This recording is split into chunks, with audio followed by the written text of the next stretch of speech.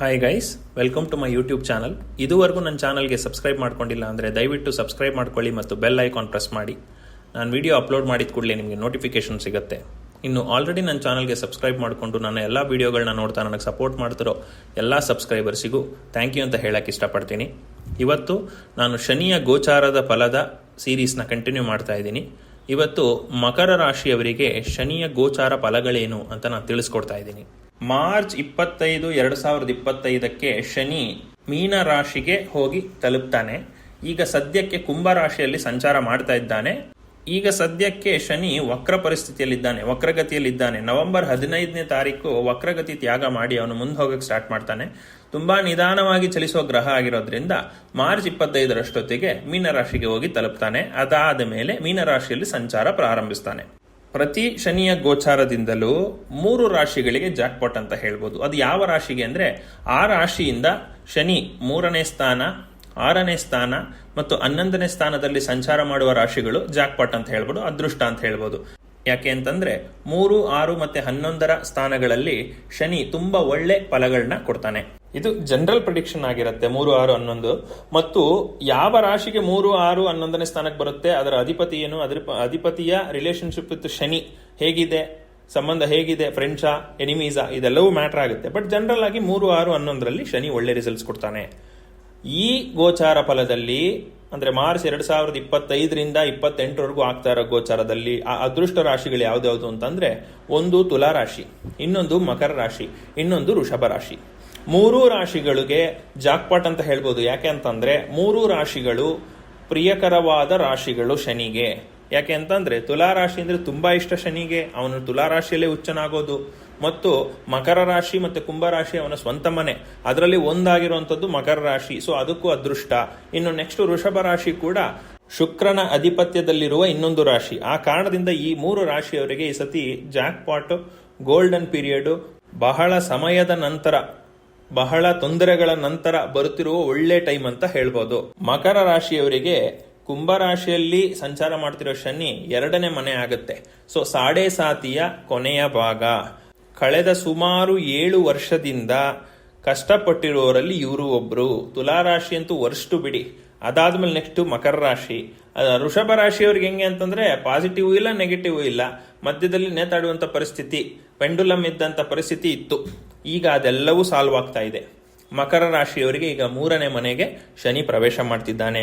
3ನೇ ಮನೆ ಸಾಮಾನ್ಯವಾಗಿ ನಮ್ಮ ಕಮ್ಯುನಿಕೇಶನ್ ಮತ್ತು ನಮ್ಮ ಒಡ ಹುಟ್ಟಿದವರು ಮತ್ತು ವಿಕ್ರಮ ಸ್ಥಾನ ಅಂತ ಕೂಡ ಕರೀತಾರೆ. Courage, house of courage. ನಾವು ಎಷ್ಟು ಧೈರ್ಯವಾಗಿರ್ತೀವಿ ಜೀವನದಲ್ಲಿ, ನಾವು ಎಷ್ಟು ಧೈರ್ಯವಾಗಿರ್ತೀವಿ ಅಂತ ಅಂದದು ಹೆಂಗ್ ಗೊತ್ತಾಗತ್ತೆ, ನಾವು ಆಡುವ ಮಾತಲ್ಲಿ ಗೊತ್ತಾಗತ್ತೆ.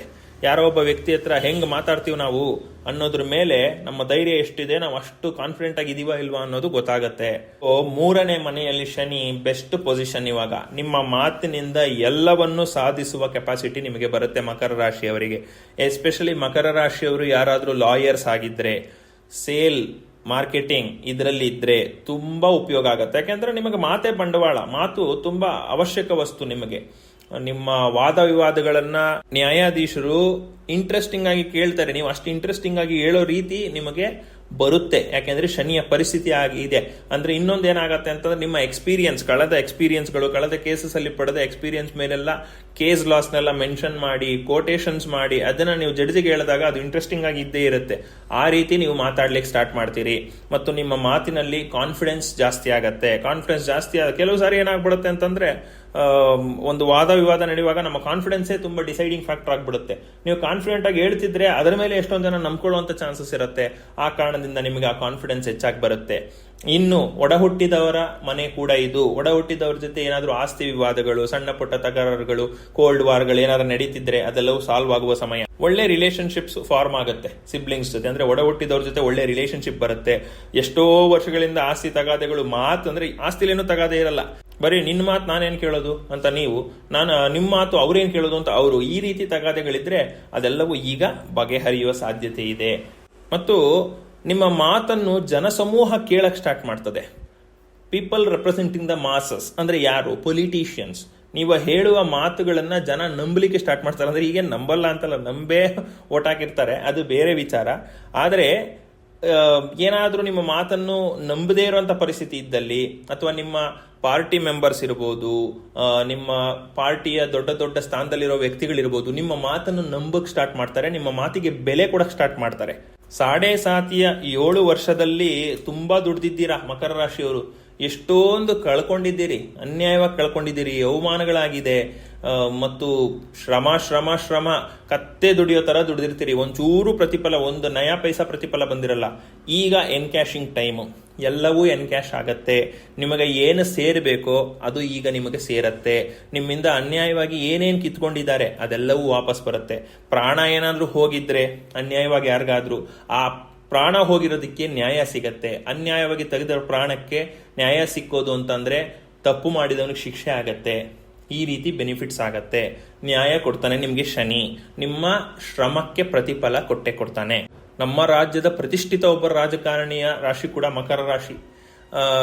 ಅವರಿಗೆ ಅಫ್ಕೋರ್ಸ್ ಚಾನ್ಸಸ್ ಇದೆ ತುಂಬಾ ದೊಡ್ಡ ಹುದ್ದೆ ಅಲಂಕರಿಸಕ್ಕೆ. ಅವ್ರ ಬ್ಯಾಕ್ಗ್ರೌಂಡ್ ಏನಿದೆ ಅದೆಲ್ಲ ನಮಗ್ ಬೇಡ. ರಾಶಿ ಪ್ರಕಾರ ಆ ಕೆಪಾಸಿಟಿ ಇದೆ, ಅದು ಫಾರ್ಮ್ ಆಗ್ತಾ ಇದೆ. ಅದೇ ರೀತಿ ಅವರ ಆಪೋಸಿಟ್ ನಿಲ್ತಾ ಇರೋರಿಗೂ ಸಮಯ ಚೆನ್ನಾಗಿಲ್ಲ, ಕೆಟ್ಟ ಸಮಯ ಇದೆ ಇವಾಗ. ಸೊ ಏನು ಬೇಕಾದ್ರೂ ಆಗಬಹುದು ರಾಜಕೀಯದಲ್ಲಿ. ಒಟ್ನಲ್ಲಿ ನಿಮ್ಮ ಶ್ರಮಕ್ಕೆ ತಕ್ಕ ಪ್ರತಿಫಲ ಸಿಕ್ಕೇ ಸಿಗುತ್ತೆ, ಅಷ್ಟಂತೂ 100%. 3 years ಅಂತೂ 2025 ಮಾರ್ಚಿಂದ 2028 ವರೆಗೂ ಗೋಲ್ಡನ್ ಪೀರಿಯಡ್. ನೀವೇನು ಮಾಡಿದ್ರು ಸಕ್ಸಸ್ ಆಗುತ್ತೆ. ಹಂಗಂತ ಅನ್ಯಾಯದ ದಾರಿ ಹಿಡಿದ್ರೆ ಶಿಕ್ಷೆ ಖಂಡಿತವಾಗ್ಲೂ ಆಗತ್ತೆ. ಯಾರಿಗೂ ಶಿಕ್ಷಿಸದೆ ಬಿಡೋದಿಲ್ಲ ಶನಿದೇವ. ನಿಮಗೇನೋ ಸ್ವಲ್ಪ ಎಕ್ಸ್ಟ್ರಾ ಟೈಮ್ ಕೊಡ್ಬೋದು, ಟ್ರಯಲ್ ಪೀರಿಯಡ್ ಎಕ್ಸ್ಟೆಂಡ್ ಆಗ್ಬೋದು ಅಷ್ಟೇ. ಕನ್ವಿಕ್ಷನ್ ಆಗೇ ಆಗುತ್ತೆ ನೀವು ತಪ್ಪು ಮಾಡಿದ್ರೆ. ಸೊ ತಪ್ಪು ಮಾಡಕ್ ಹೋಗ್ಬಿಡಿ. ಒಳ್ಳೆ ರೀತಿಲಿ ನೀವು ಏನ್ ಬೇಕಾದ್ರೂ ಸಂಪಾದನೆ ಮಾಡಿ. 1000 ಕೋಟಿ ದುಡಿತೀರಾ, ಒಳ್ಳೆ ದಾರಿನಲ್ಲಿ ದುಡೀರಿ, ನಿಮಗೆ ಸಹಾಯ ಮಾಡ್ತಾನೆ ಶನಿ. ಒಂದೇ ₹1 ಯಾರಿಗಾದ್ರೂ ಮೋಸ ಮಾಡಿ ತಗೊಂಡ್ರೆ ಅದಕ್ಕೆ ತಕ್ಕ ಪನಿಷ್ಮೆಂಟ್ ನಿಮಗೆ ಸಿಕ್ಬಿಡುತ್ತೆ. The quantum of punishment will be delivered without any failure. ಅಷ್ಟಂತೂ ತಿಳ್ಕೊಂಬಿಡಿ. ಶನಿ ನೀವು ಎಷ್ಟು ಮೋಸ ಮಾಡಿರ್ತೀರೋ ಅಷ್ಟು ತಕ್ಕಂತ ಶಿಕ್ಷೆ ಕೊಟ್ಬಿಡ್ತಾರೆ, ಆಯ್ತಾ? ಸೊ ನ್ಯಾಯವಾಗಿದ್ರೆ ತುಂಬಾ ಒಳ್ಳೆಯದು. ಇನ್ನು ಶನಿ 3 ಮನೆಗಳಿಗೆ ದೃಷ್ಟಿ ಆಗ್ತಾನೆ. ಅದರಲ್ಲಿ ನಿಮಗೆ ಫಸ್ಟ್ ದೃಷ್ಟಿ ಬೀಳ್ತಾ ಇರೋದು 12ನೇ ಮನೆಗೆ. ಸ್ವಲ್ಪ ಎಕ್ಸ್ಪೆನ್ಸಸ್ ಇರುತ್ತೆ. ಯಾವ ರೀತಿ ಎಕ್ಸ್ಪೆನ್ಸಸ್ಸು? ದೊಡ್ಡ ಹುದ್ದೆಗೆ ಏರ್ಬೇಕು ಅಂದ್ರೆ ಕೆಲವು ಖರ್ಚುಗಳು ಮಾಡಬೇಕಾಗತ್ತೆ. ಅಂತ ಖರ್ಚುಗಳು ಮಾಡುವಂತ ಸಾಧ್ಯತೆ ಇರುತ್ತೆ. ಅದರಿಂದ ಏನು ತೊಂದರೆ ಇಲ್ಲ. ಅವಶ್ಯಕ ಖರ್ಚುಗಳು ಜಾಸ್ತಿ ಆಗತ್ತೆ. ಈ ನೀವೊಂದು ದೊಡ್ಡ ಹುದ್ದೆಗೆ ಹೋದ್ರೆ ಅದಕ್ಕೆ ಆ ಹುದ್ದೆಗೆ ಏರಕ್ಕೂ ಖರ್ಚು ಮಾಡಬೇಕು, ಆ ಹುದ್ದೆಯಲ್ಲಿ ಉಳ್ಕೊಳ್ಳೋಕ್ಕೂ ಸ್ವಲ್ಪ ಖರ್ಚು ಮಾಡಬೇಕಾಗತ್ತೆ. ಆ ಖರ್ಚುಗಳು ನಡೆಯುತ್ತೆ. ಸೊ ಅವಶ್ಯಕ ಖರ್ಚುಗಳು ಅಂತ ಹೇಳ್ತೀನಿ.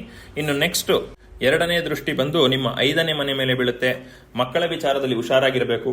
ನಿಮಗೆ ದೊಡ್ಡ ಅಧಿಕಾರ ಆಸ್ತಿ ಬಂತು ಅಂತ ಮಕ್ಕಳಿಗೆ ವಿಪರೀತವಾದ ಪ್ರೀತಿ ತೋರಿಸಿದ್ರೆ ಅವರು ಸೇರುವ ಸಂಘ ಇದರಿಂದ ತೊಂದರೆ ಆಗುವ ಚಾನ್ಸಸ್ ಇದೆ.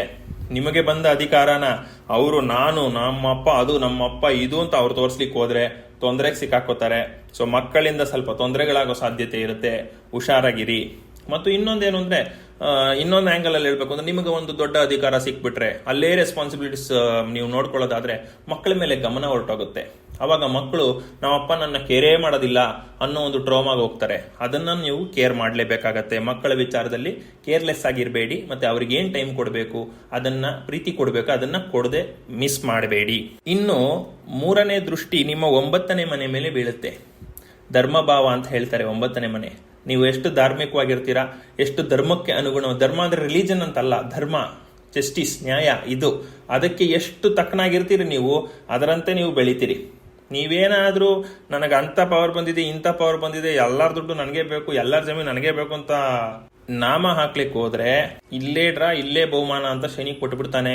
ಸೊ ಅಧಿಕಾರ ಬಂದಾಗ ಬೇರೆಯವರಿಗೆ ಒಳ್ಳೇದ್ ಮಾಡ್ಲಿಕ್ಕೆ ಆಗದಿದ್ರೂ ಪರವಾಗಿಲ್ಲ, ಕೆಟ್ಟದಂತೂ ಮಾಡಕ್ ಹೋಗ್ಬೇಡಿ, ಆಯ್ತಾ? ಸೊ ಜಸ್ಟಿಸ್, ನ್ಯಾಯದ ಹಾದಿಯಲ್ಲಿ ಇರಿ, ಇಷ್ಟಂತೂ ಹೇಳ್ಬೋದು. ಇದು ಶನಿಯ ಗೋಚಾರ ಫಲ ಮಕರ ರಾಶಿಯವರಿಗೆ. ಮಕರ ರಾಶಿಯವರಿಗೆ ಬೆಸ್ಟ್ ಟೈಮ್ ಇದೆ. ನಿಮಗೆ ಒಳ್ಳೆ ಅಧಿಕಾರ ಯೋಗ ಇದೆ, ಎಲ್ಲವೂ ನಿಮಗೆ ಸಿಗೋ ಯೋಗ ಇದೆ. ಸಿಕ್ಕಿದಾಗ ನೀವು ಬೇರೆಯವ್ರಿಗೆ ನಿಮ್ಮ ಎಲ್ಲ ಹಣ ಕೊಡ್ದಿದ್ರೂ ಪರವಾಗಿಲ್ಲ, ನೀವು ಯಾರಿಗೂ ತೊಂದರೆ ಕೊಡಕ್ ಹೋಗ್ಬೇಡಿ, ನ್ಯಾಯವಾದ ದಾರಿಲಿರಿ. ಅಧಿಕಾರ ಬಂತ, ನಿಮ್ಮ ಕರ್ತವ್ಯಗಳನ್ನ ನೀವು ಮಾಡಿ, ಜನರಿಗೆ ಏನ್ ಸಹಾಯ ಮಾಡಬೇಕು ಅದನ್ನ ಮಾಡಿ. ಒಂದು ನೆಗೆಟಿವ್ ಇನ್ಫ್ಲೂಯೆನ್ಸ್ಗೆ ಒಳಗಾಗದೆ, ಹಣ ಅಂತ ಅಪಹಪಿತನ ತೋರಿಸ್ದೆ ಜನಕ್ಕೆ ಒಳ್ಳೇದು ಮಾಡಿ. ಅದು ನಿಮಗೆ ಖಂಡಿತವಾಗ್ಲೂ ಒಳ್ಳೇದು ಮಾಡುತ್ತೆ. ನೀವೇನಾದ್ರೂ ಲಂಚ, ಆಸ್ತಿ ಇದೆಲ್ಲ ಮಾಡ್ಕೊಳಕ್ ಹೋದ್ರೆ ಕೆಟ್ಟ ದಾರಿನಲ್ಲಿ ತುಂಬಾ ತೊಂದರೆ ಅನುಭವಿಸ್ತೀರಿ. ಒಳ್ಳೆ ಟೈಮ್ ಇದೆ, ಒಳ್ಳೆ ರೀತಿಯಲ್ಲಿ ಉಪಯೋಗಿಸ್ಕೊಳ್ಳಿ ಅಂತ ಹೇಳ್ತೀನಿ. ಮತ್ತು ಇದು ಜನರಲ್ ಪ್ರೆಡಿಕ್ಷನ್ಸ್ ಆಗಿರುತ್ತೆ. ನಿಮ್ಮ ಜನ್ಮ ಜಾತಕದಲ್ಲಿ ಶನಿ ಹೇಗಿದ್ದಾನೆ, ಅವನ ಪರಿಸ್ಥಿತಿ ಏನು, ವಕ್ರಗತಿಯಲ್ಲಿದ್ದಾನ, ನೆಗೆಟಿವ್ ಪ್ಲಾನೆಟ್ಸ್ ಜೊತೆ ಇದ್ದಾನ, ಶತ್ರುವಿನ ಜೊತೆ ಇದ್ದಾನ, ವೀಕ್ ಆಗಿ ಡೆಬಿಲಿಟೇಟ್ ಆಗಿದ್ದಾನ, ಇದೆಲ್ಲವೂ ನೋಡ್ಕೋಬೇಕಾಗತ್ತೆ. ಅದು ನೋಡ್ಕೊಂಡ ನಂತರ ನಿಮ್ಮ ರಿಸಲ್ಟ್ಸ್ ಕ್ಯಾಲ್ಕುಲೇಟ್ ಆಗುತ್ತೆ. ಸೊ ನಿಮ್ಮ ಜನ್ಮ ಜಾತಕನ ನುರಿತ ಜ್ಯೋತಿಷಿ ಹತ್ರ ಪರಿಶೀಲನೆ ಮಾಡಿಸ್ಕೊಳ್ಳಿ. ನಾನು ಕೂಡ ಜಾತಕ ಪರಿಶೀಲನೆ ಮಾಡಿಕೊಡ್ತೀನಿ. ನಿಮಗೆ ಮಾಡಿಸ್ಕೊಳ್ಬೇಕು ಜಾತಕ ಪರಿಶೀಲನೆ ಅಂದರೆ ಸ್ಕ್ರೀನ್ ಮೇಲೆ ಕಾಣ್ತಿರೋ ನಂಬರ್ ಅಥವಾ ಇಮೇಲ್ ಮೂಲಕ ನನ್ನ ಕಾಂಟ್ಯಾಕ್ಟ್ ಮಾಡ್ಬೋದು. Thank you very much. Hi guys, welcome.